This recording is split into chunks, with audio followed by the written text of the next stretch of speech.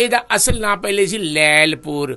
ਲੈਲਪੁਰੋਂ ਮੰਗਵਾਇਆ ਝੁਮਕਾ ਚਾਂਦੀ ਦਾ, ਮੈਨੂੰ ਲੱਭਦੇ ਬਾਬੂ ਲੱਭਦੇ, ਹਾਈ ਲੱਭਦੇ ਡਿੱਗ ਪਿਆ ਪਹਿਲਾਂ ਪਾਉਂਦੀ ਦਾ। ਅਤੇ ਆਹ ਫੈਸਲਾਬਾਦ ਜਿਹੜਾ ਹੈਗਾ ਜਨਾਬ, ਇਹ ਕਲਚਰ ਦੇ ਲਿਹਾਜ਼ ਨਾਲ ਬਹੁਤ ਹੀ ਜਨਾਬ ਮੈਂ ਸਮਝਦਾ ਵਾਂ ਕਿ ਇਹ ਜਿਹੜਾ ਫੈਸਲਾਬਾਦ ਹੈਗਾ ਇਹ ਪਾਕਿਸਤਾਨ ਦਾ ਮਾਨਚੈਸਟਰ ਹੈਗਾ।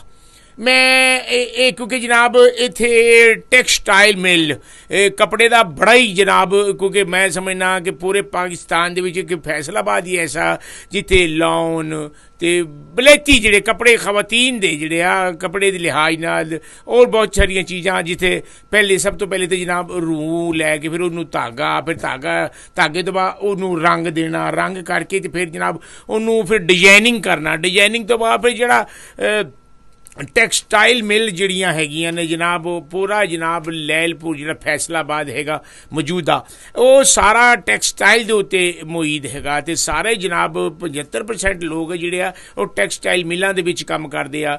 ਕੁਝ ਜਨਾਬ ਬੜੇ ਲੋਕਾਂ ਦੇ ਰੋਜ਼ਗਾਰ जनाब ਇਹਨਾਂ ਨਾਲ वाबस्ता ਹੈਗੇ ਆ। नहीं वो तो जनाब बिल्कुल नो डाउट कि पाकिस्तान का मानचेस्टर है और हम लोगों को फैसलाबाद से वाकई बहुत प्यार है।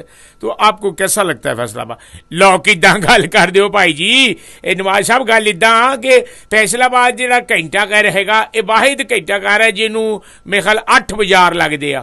ਉਹਦੇ ਸੈਂਟਰ ਦੇ ਵਿੱਚ ਹੈਗਾ ਘੰਟਾ ਘਰ, ਉਹਨੂੰ 8 ਬਾਜ਼ਾਰ ਲਾਓ, 8 ਵਜੇ ਇੱਕ ਬਾਜ਼ਾਰ 'ਚ ਨਿਕਲ ਜਾਓ ਅਤੇ ਤੁਹਾਨੂੰ ਸ਼ਾਮ ਪੈ ਜਾਵੇ। ਅਤੇ ਤੁਹਾਨੂੰ ਪੂਰਾ ਵੀਕ ਚਾਹੀਦਾ ਉਹ 8 ਬਾਜ਼ਾਰ ਘੁੰਮਣ ਵਾਸਤੇ, ਪੂਰਾ ਹਫ਼ਤਾ ਚਾਹੀਦਾ। ਅਤੇ ਜਨਾਬ ਉੱਥੇ ਯੂਨੀਵਰਸਿਟੀ ਆਫ ਐਗਰੀਕਲਚਰ ਵੀ ਹੈਗੀ ਆ।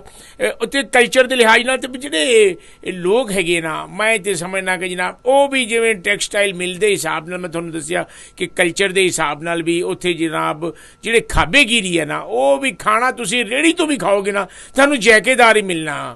नहीं नो डाउट जनाब फैसलाबाद की ये तो क्वालिटी है, लेकिन लोगों का अखलाक प्यार और मिलनसार वो कैसे हैं? लो भाई जी तुसी भी जाओगे ना, जे तुसी दुकानदार नूं कहना ना भाई जी एक जूस का डब्बा देना, तो उन्हें तुहानूं कहना भाई जी जूस पीन दे हो, खून दे के आए हो। हर गल ते बंदे ने जवाब तुहानूं जरूर देना, क्योंकि जनाब मज़ाक नाल भरपूर लोग हैगे आ। बड़ी गल हुंदी आ हर वेले हसमुख रहना। जे बंदा कोई तेज जान डे तो नाल लंघदा बंदा कह देगा भाई जी बड़े तेज जान डे हो, अग बुझाण चले हो। ਇਹ ਬੜੀ ਗੱਲ ਹੈ। ਕੋਈ ਬੰਦਾ ਪੁੱਛ ਲਵੇ ਭਾਈ ਜੀ ਕੱਚੀ ਬਸਤੀ ਇਹੋ ਹੀ ਹੈਗੀ ਆ, ਅਤੇ ਕਹਿਣਗੇ ਭਾਈ ਜੀ ਟੱਕਰ ਮਾਰ ਕੇ ਵੇਖ ਲਓ। ਜੇ ਕੋਈ ਬੰਦਾ ਪੁੱਛ ਲਵੇ ਭਾਈ ਜੀ ਇਹ ਸੜਕ ਕਿੱਧਰ ਨੂੰ ਜਾਣ ਡਈ ਹੈ, ਕਹਦੇ ਭਾਈ ਜੀ ਸਾਨੂੰ ਤਾਂ ਪਤਾ ਨਹੀਂ, ਇਹ ਤਾਂ 35 ਸਾਲ ਤੋਂ ਇੱਧਰ ਹੀ ਜਾਣ ਡਈ ਆ। ਕੋਈ ਬੰਦਾ ਪੁੱਛ ਲਵੇ ਭਾਈ ਜੀ ਇਹ ਚੰਨ ਹੈ ਜਾਂ ਸੂਰਜ ਹੈ, ਕਹਿੰਦਾ ਭਾਈ ਜੀ ਮੈਨੂੰ ਨਹੀਂ ਪਤਾ, ਮੈਂ ਤਾਂ ਪਰਦੇਸੀ ਹੈਗਾ ਵਾਂ। ਕਹਿੰਦੀ ਕਿ ਇੱਕ ਬੰਦਾ ਪੁੱਛ ਲਵੇ ਭਾਈ ਜੀ ਅੱਖਾਂ ਵਾਲਾ ਹਸਪਤਾਲ ਕਿੱਥੇ, ਕਹਿੰਦੇ ਜੀ ਬੱਸ ਨਾਲ ਟੱਕਰ ਲਾਓ ਅਤੇ ਤੁਹਾਨੂੰ ਆਪ ਹਸਪਤਾਲ ਛੱਡ ਆਉਣਗੇ। ਯਾਨੀ ਕਿ ਹਰ ਗੱਲ ਦੇ ਵਿੱਚ ਇੱਕ ਮਜ਼ਾ ਭਰਿਆ ਪਿਆ।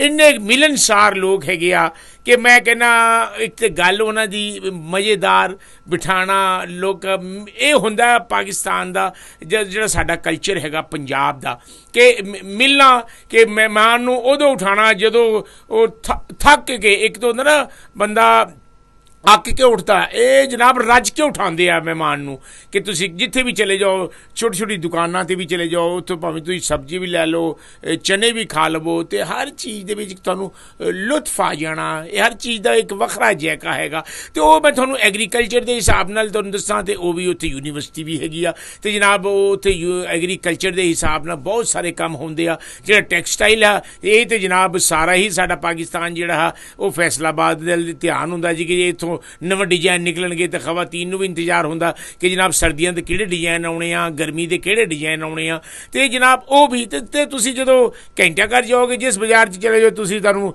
ਲੱਗੇਗਾ ਉਹ ਇੱਥੇ ਸਰਾਫਾ ਬਾਜ਼ਾਰ ਚਲੇ ਗਿਆ, ਅਤੇ ਸਾਰਾ ਹੀ ਇੱਕੋ ਹੀ ਡਿਜ਼ਾਈਨਿੰਗ ਵੀ ਆਊਟ ਕਲਾਸ। ਇੱਕ ਚਲੇ ਜਾਓ ਤਾਂ ਤੁਹਾਨੂੰ ਸਾਰੀ ਸਾੜੀਆਂ ਵਾਲਾ ਬਾਜ਼ਾਰ ਲੱਭੇਗਾ, ਇੱਕ ਚਲੇ ਜਾਓ ਤੁਹਾਨੂੰ ਸਾਰਾ ਐਂਟੀਕ ਚੀਜ਼ਾਂ, ਪੁਰਾਣੀਆਂ ਚੀਜ਼ਾਂ, ਤਾਂਬੇ ਪਿੱਤਲ ਭਾਂਡੇ ਉਹ ਤੁਹਾਨੂੰ ਉਹ ਲੱਭਣਗੇ। ਇੱਕ ਪਾਸੇ ਚਲੇ ਜਾਓ ਤੁਹਾਨੂੰ ਸਾਰੀਆਂ ਨਵੀਆਂ ਚੀਜ਼ਾਂ, ਪਲਾਸਟਿਕ ਦੇ ਭਾਂਡੇ, ਸਟੀਲ ਦੇ ਭਾਂਡੇ ਉਹ ਲੱਭਣਗੇ। ਇੱਕ ਪਾਸੇ ਚਲੇ ਜਾਓ ਵੀ ਮੈਂ ਇੱਕ ਵਾਰੀ ਕਿ ਮੇਰੇ ਮਹਿਮਾਨ ਆ ਗਏ, ਕਹਿੰਦੀ ਜੀ ਅਸੀਂ ਸਾਨੂੰ ਨਾਸ਼ਤਾ ਕਰਾਓ।